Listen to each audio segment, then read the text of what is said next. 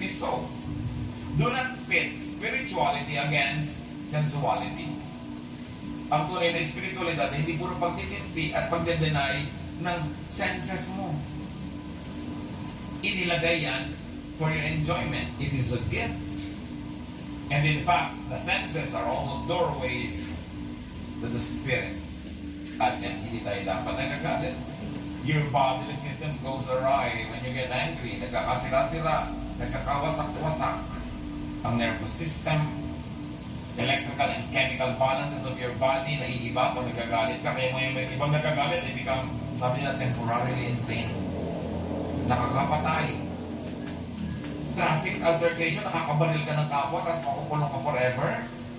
Dahil lang nagalit ka. That's why galit should be controlled.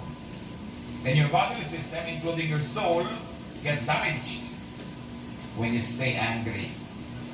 So dapat hindi magalit, at tapos kung nagalit na, dapat hindi tatala.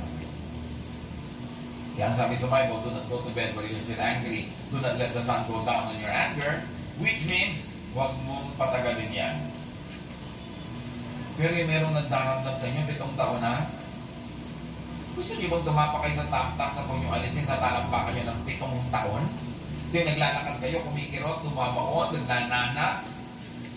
Higit pa ron kung meron kayong galit na kinikimkim sa puso. Na hindi lang talampakan na naapektuhan. Naapektuhan ang inyong puso, ang inyong isip, ang inyong emosyon, relasyon sa kapwa, relasyon sa Diyos, kalusugan. It is foolish to remain angry. So,